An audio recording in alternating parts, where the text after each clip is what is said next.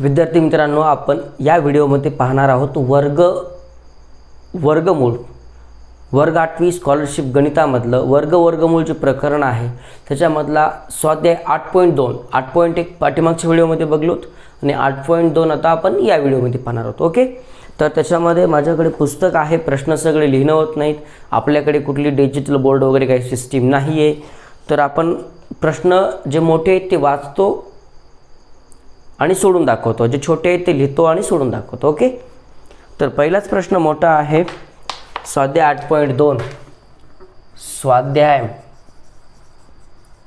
8.2 त्याच्यामधला पहिला प्रश्न आहे.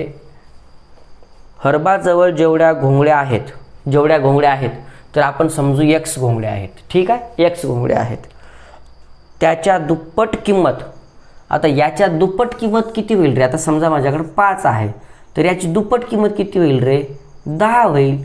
कशी झाली रे 10? याला 2 न गुणल्यामुळे झाली दुप्पट.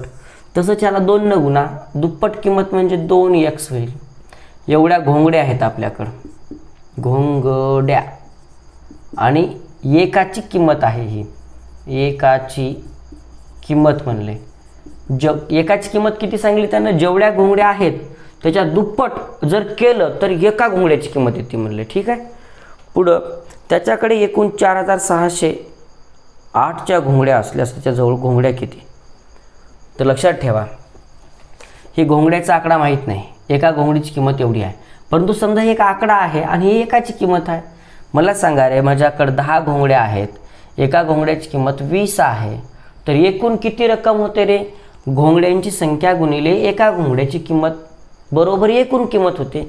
तसंच घोंगड्यांची संख्या गुणिले एका घोंगड्यांची किंमत असा गुणाकार करायचा दोघाचा, म्हणजे x गुणिले 2x बरोबर एकूण किती रुपये आले त्याच्याकडं? 4608. 4608. ह्या समीकरणाचं कॅल्क्युलेशन करून आपण x ची किंमत काढायची, तर आपल्याला समजेल की त्याच्याकडे किती घोंगड्या होत्या ते. x गुणिले x, x चा वर्ग, हा 2 जो आहे गुणाकारामध्ये तो इकडे भागाकारात येईल, म्हणजे 4608 भागिले 2, बे 1 बे, बे 2 4, बे 3 6, 0 ला 0, बे 4 8, म्हणजे x वर्ग बरोबर 2304. हा वर्ग आहे, पलीकडे 2 वर्गमूळ, म्हणजे x बरोबर वर्गमुळात 2304चं वर्गमूळ काढा. कोणत्याही संख्येचं वर्गमूळ काढत असताना पाठीमागचे 2 अंक सोडून द्यायचे आणि असं एक रेष मारायची. इथं किती आले रे? 4. कोणाचा वर्ग केल्यास 4 येते रे? 2चा वर्ग. 2चा वर्ग केल्यास 4 येते आणि पुढं 8चा वर्ग 64 म्हणजे 4 येते. तर इथं किती आहे रे? 23 आहे. 23च्या पाठीमाग कोण आहे रे? 4चा वर्ग 16 आहे ना, बाकी कोणी नाही. 4 4, मग हे 42 आहे का 48 आहे? प्रश्न मोठा असतो, त्याच्यात सेंटरचं काढून घ्यायचं. सेंटरला असते 45. 45 म्हणजे 5चा वर्ग 25, 4च्या पुढची संख्या 5 असते, 4 5 20. आता मला सांगा रे, याच्यापेक्षा छोटा असेल तर याचं आणि याच्यापेक्षा मोठं आहे का रे? आहे, म्हणजे 48 आहे. कोणाचं आहे उत्तर? 48 आहे. म्हणजे x बरोबर किती आली रे किंमत? 48 आली. किती आली? 48. म्हणजे ज्याकडे 48 घोंगड्या होत्या आणि याच्या दुप्पट किंमत म्हणजे 96 रुपये एका घोंगड्याची किंमत होती. दोघाचा जर गुणाकार केलं तर उत्तर येते 4608. तुमच्याकडे घोंगड्या किती निघाल्या रे? 48. ऑप्शन नंबर किती आहे? 2. Option number 2. पुढचा प्रश्न सोपा दिलाय त्यांनी, छोटासा आहे, बोर्डावर लिहितो मी.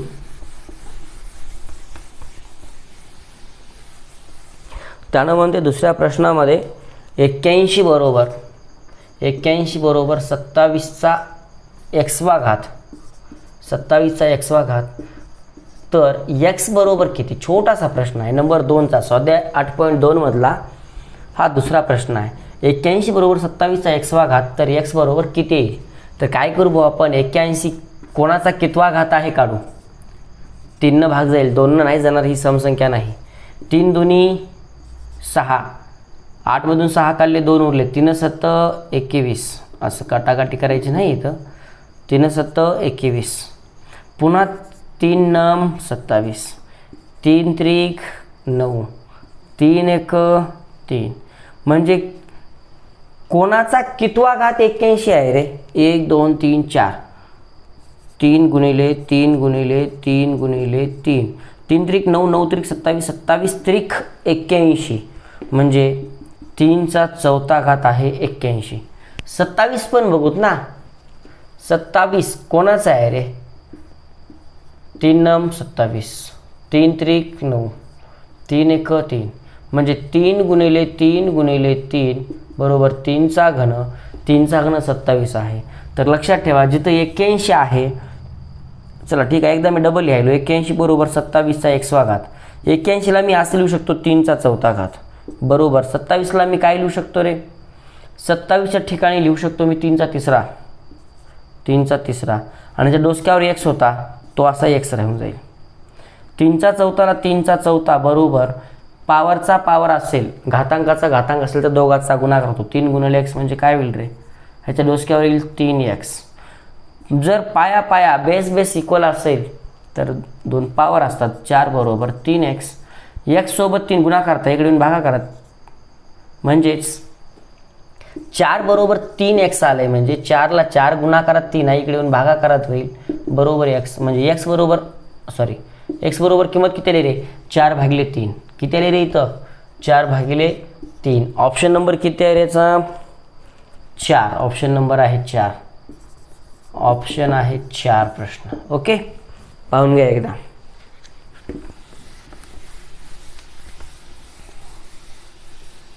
चला तिसरा प्रश्न दुसरा होता.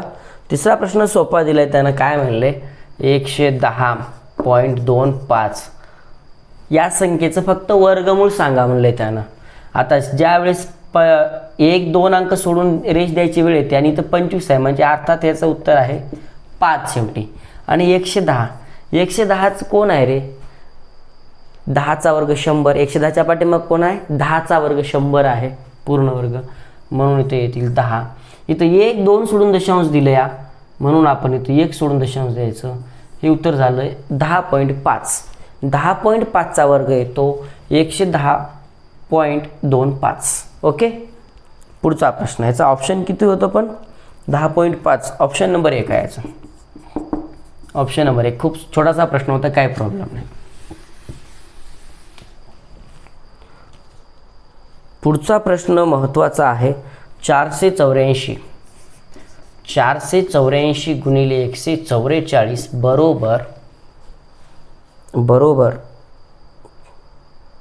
69 6. तर त्यानं काय म्हणते?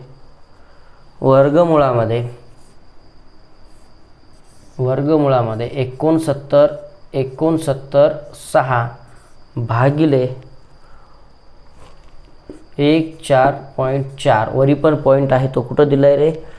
1 2 3 इथंच दिलाय पॉईंट, इथं दिलाय पॉईंट. ठीक आहे, तर बरोबर किती? आता परीक्षेमध्ये आपण हे प्रश्न वेळ न वाया घालता लवकरात लवकर उत्तर काढण्याच्या ऐवजी आपण काय करतो की कॅल्क्युलेशनच करायला बघतो, आणि आपलं ते पण येईना काय होईना, सगळा खेळ खंडोबा होऊन जाते.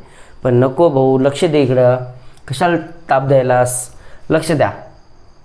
यानं या दोघाचा गुणाकार जर एवढा येत असेल तर याच्यापैकी कोणत्याही एका संख्येनं जर याला भागल्या तर उत्तर उरलेली संख्या येते, बरोबर आहे. म्हणजे समजा मी 3 गुणिले 4 बरोबर 12 करायलो, तर मी 12ला 3 भागलो तर उत्तर 4 येईल.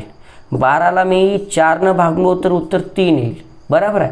म्हणजे 144 ह्या संख्येला भागल्यास उत्तर मला 4 8 4 आलं पाहिजे ना. मला उत्तर काय आलं पाहिजे? 4 8 4 आलं पाहिजे. दुसरं तर काही येऊ शकणार. इथं 1 दशांश आहे, इथं 1 2 3 आहेत, मग इथं 3 आणि इथं 1 किती कमी पडले? खाली 2 कमी पडले. किती कमी पडले? 2 कमी पडले. तर इथं समजा 2 दिले, तर 1 दोन्हीकडून द्यायची 2 0, 2 अंक सोडून उत्तर संपलं. तरी पण मी एकदा समजून सांगतो, लक्ष द्या. तरी पण एकदा मी समजून सांगतो. वर्गमुळामध्ये 69.696 भागिले 14.4 बरोबर वर्गमुळामध्ये इथं किती आहेत रे? 1 2 3 आहेत आणि इथं एकच आहे, तर खाली मी 2 शून्य वाढवलं तर दशांश बराबर होतो. म्हणजे 69 6 14 4 144 आणि वरी 2 शून्य दिलो तर दशांशाचा प्रश्न मिटला.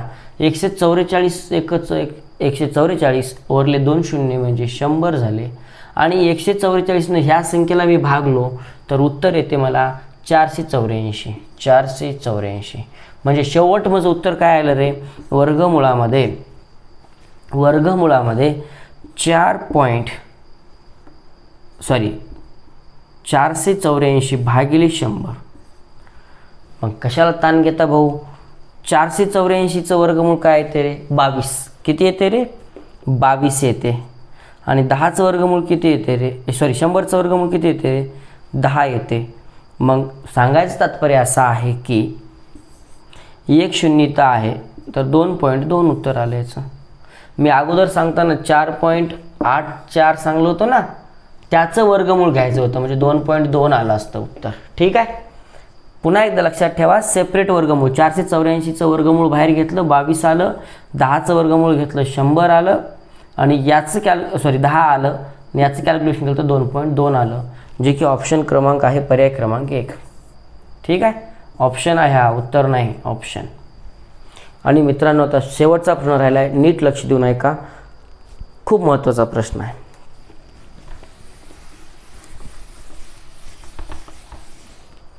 प्रश्न सांगितले 5 नंबरचा, 5 गुणिले 5 कंसाचा वर्ग मायनस 5 गुणिले 4 कंसाचा वर्ग बरोबर mचा वर्ग. तर m बरोबर किती. ठीक आहे, असंच आहे ना, हो ठीक आहे, काही प्रॉब्लेम नाही. 5 गुणिले 5, 5 5 25, 25चा वर्ग मायनस 4 5 20, 20चा वर्ग बरोबर mचा वर्ग. 25चा वर्ग 625 मायनस 20चा वर्ग 400 बरोबर mचा वर्ग. 625 मधून 400 काढले तर किती उरले रे, 225 उरले बरोबर mचा वर्ग. आता लक्षात ठेवा, mची किंमत आणण्यासाठी आपल्याला याचा डोसक्यावर 2 आणावं लागेल. म्हणजे हे कोणाचा वर्ग आहे का, आहे ना, 15चा वर्ग. 225 म्हणजे कोण रे, 15चा वर्ग बरोबर mचा वर्ग. जर पावर सारखे असतील तर हे बरोबर येतात. म्हणजे 15 बरोबर m, म्हणजेच m बरोबर काय आलं रे, 15 आलं. तर ऑप्शनमध्ये नाही मुलांनो, तर ऑप्शनमध्ये असं दिलं आहे की ऑप्शन दिला आहे पहिला 5 गुणिले 1, दुसरा दिला आहे 5 गुणिले 2, तिसरा दिला आहे 5 गुणिले 3 आणि चौथा दिला आहे 5 गुणिले 6. हे पहिला ऑप्शन, दुसरा ऑप्शन, तिसरा आणि हा चौथा. तर किती आहे, m बरोबर 5, m बरोबर 15, कोणाचं उत्तर 15 आहे, ऑप्शन नंबर 3चं, ऑप्शन नंबर 3. तर अशा प्रकारे आपण 8.2 बघितलोत. आणि 8वं जे प्रकरण आहे वर्गमूळ, त्याच्यामध्ये दुसरा पॉईंट आहे घनमूळ. ते 8.3चा जे व्हिडिओ आहे ते पुढल्या लेक्चरमध्ये मिळेल. Okay, thank you for watching.